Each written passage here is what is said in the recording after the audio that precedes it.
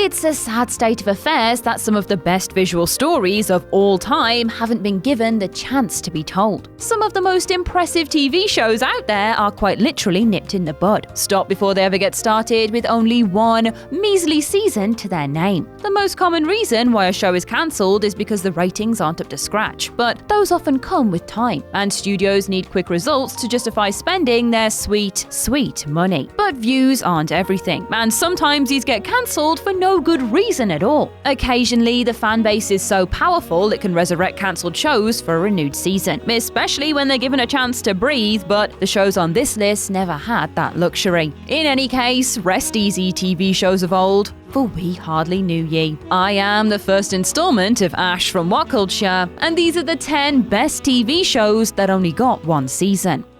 10. Police Squad. Realizing Leslie Nielsen's comic talent in Airplane, the creators cast him as Detective Frank Drebin in the TV series Police Squad. And so, a ludicrously good comedy cop spoof was born. The producers of Police Squad insisted that the show needed a laughter track, which was standard practice for any comedy series at the time. However, the creators believed the series could only work without canned laughter. Sadly, Police Squad tanked. Without a laughter track, viewers didn't understand the show's comedy style. After only 6 episodes, it was cancelled. Knowing the concept had potential, Police Squad was reworked into the film The Naked Gun, which spawned 2 sequels. Most of the jokes from the show were reused for the trilogy. In hindsight, it feels ridiculous that the viewers didn't get the comedy style of the show. However, there is another parody series that flopped but came out far more recently. 9. Garth Marenghi's Dark Place. This British comedy follows a fictional author called Garth Marenghi, who shows the audience footage of a series he wrote and starred in called DARKPLACE. This show in a show takes place in a haunted hospital where the doctors regularly band together to stop paranormal threats. Marenghi claims DARKPLACE was cancelled because it was too dangerous, but it is clear the show was axed for being utterly dreadful in all of the right ways. The scenes of DARKPLACE are interspersed with behind-the-scenes interviews with Garth Marenghi and the co-stars. DARKPLACE spoofs amateur productions of cheesy 1980s TV series. Each episode is filled with intentionally awful special effects, sound cutting in and out, characters mistiming their dialogue, props falling over, laughable acting, and nonsensical plots. The best thing about DARKPLACE, though, is these amateur elements are executed so masterfully you wouldn't know you were watching a parody at a glance. If you were flicking through the channels, you would think you were watching a genuine but terrible series. Due to low ratings, the show ended after only 6 episodes. It's ironic that Marenghi emphasizes how DARKPLACE was cancelled because the studio didn't know how to market it, because that is exactly what happened to the actual show. 8. Awake. Awake is probably the least known entry in this video, which is a shame because it probably has the best premise. After Michael Britton gets involved in a car crash with his wife and son, his consciousness splits between 2 realities. Every time he wakes up, he switches reality, one where his wife died and one where his son died. In both dimensions, Britton sees a psychiatrist to try and piece together what is happening to him. Is one of the realities just a dream? Are both of Britton's loved ones actually alive? Are they both dead? Are the realities fake and has he concocted them as a coping mechanism? By the time the first season wrapped, there was still a lot of unanswered questions. Considering the last episode aired 8 years ago, that's how those questions remained, unanswered. The spectacular premise and a stunning cast weren't enough to pull in the ratings, causing the studio to abruptly end the show. With no word of the series ever receiving a revival, fans have no choice but to speculate on what was really happening to Britain. 7. Wolverine and the X-Men. Since Wolverine is the most popular X-Man, it seemed logical to let the character take center stage and lead the team for this show, and bring in a bunch of treacle-voiced friends along for the ride. Steve Blum as Wolverine, Fred Tatasciore as Beast, Nolan North as Cyclops, and Phil Lamar as Bolivar Trask proved a dream come true. Hearing the best voice actors in the business portraying characters that fans have cherished for decades. At the end of the first season, it is implied that the next story would revolve around the legendary comic saga Age of Apocalypse. An exciting little tidbit indeed. But there was a problem. At the time, Disney were buying Marvel Studios, causing the company to have a heated relationship with Fox, the company that owned the rights for X-Men. Disney refused to advertise the show or market X-Men toys since they saw Fox as their competition. Disney's interference caused the show's financiers to back out, resulting in Wolverine and the X-Men getting axed. Ugh. 6. Studio 60 on the Sunset Strip. When a studio pulls the plug on a show after one season, it's usually because it is not very good or it has low ratings. However, that was not the case with Studio 60 on the Sunset Strip. The show received rave reviews due to Aaron Sorkin's snappy dialogue and charismatic characters portrayed wonderfully by Matthew Perry, Bradley Whitford, and a pre-famed Sarah Paulson. The story revolves around two executives working behind the scenes on a sketch comedy series similar to Saturday Night Live. If that story sounds identical to 30 Rock, then that is the problem. Not only did both shows have the same premise, they came out the same year. Most people believe that Studio 60 was dropped because it had low ratings, but ironically, it had higher ratings than 30 Rock. So, it had better reviews and higher ratings, but it still got cancelled. Why?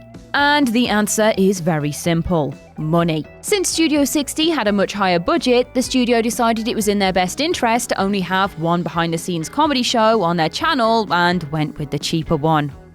Typical. 5. Clone High.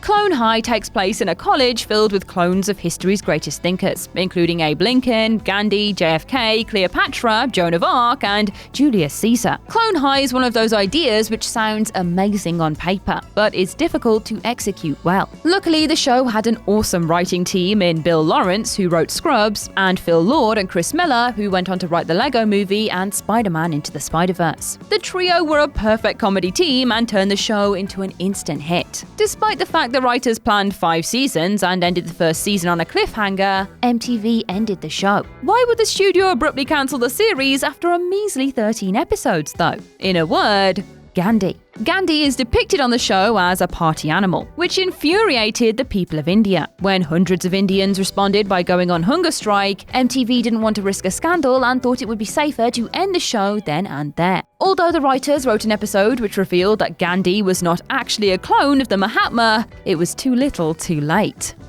4. Freaks and Geeks. Freaks and Geeks is such a cult classic that most people who have never seen the show know it has a reputation as one of the greatest series to be cancelled after a single season. It was produced by a pre-famed Judd Apatow, written by a pre-famed Paul Feig, and starred a pre-famed James Franco, Seth Rogen, and Jason Segel.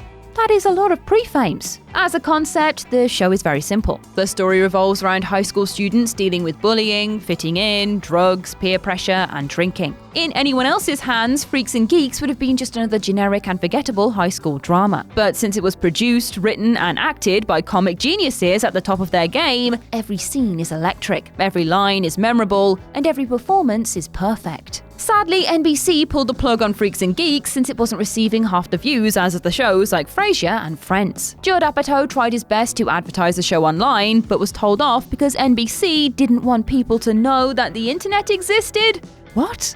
3. Almost Human. Almost Human is a 2013 series that takes place in the not-too-distant future, where cops ally with androids to protect and serve humanity. Carl Urban plays John Kennicks, a cop who has a chip on his shoulder after an android refused to save him during an ambush. After he is forced to work with a synthetic named Dorian, the pair form a deep friendship with one another. The world-building of Almost Human is fantastic, the special effects are great, and the acting is top-notch. It is easy to see why people got hooked on the show, well, while it lasted. Almost Human has a distinction for being cancelled for not 1, not 2, not 3, but 4 separate reasons. First off, it had low ratings. That's enough reason to cancel any show in the eyes of the studio, but it wasn't just that. Almost Human was way too expensive to produce. Furthermore, Fox's schedule was booked solid, so they had to cancel a few shows to make room, and on top of that, Fox believed Almost Human's style was too similar to CSI, and the studio wanted to concentrate on a brand new spin-off, CSI Cyber, in the future.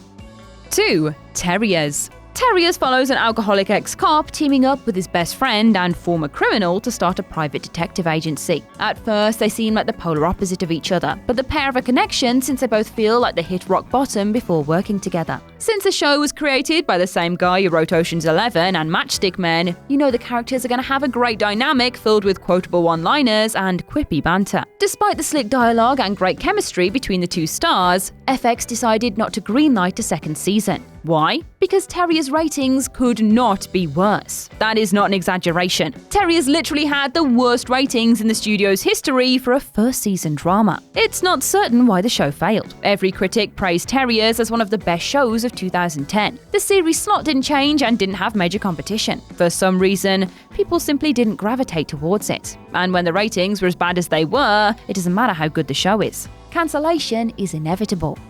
1. Firefly.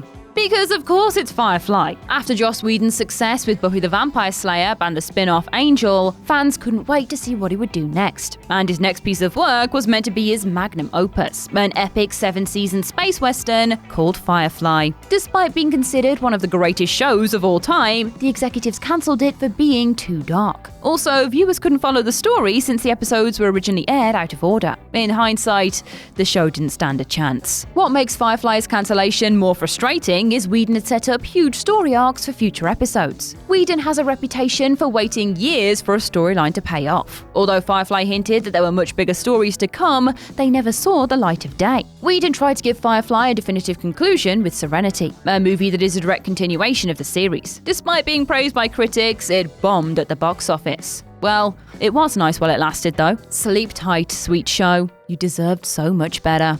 And that's our list. What other great TV shows weren't given enough time to shine? Share your thoughts in the comments section below. I've been Ash, and this has been What Culture. Don't forget to like, share, subscribe, and come back again soon for a single, never-ending season of content. Thanks for watching.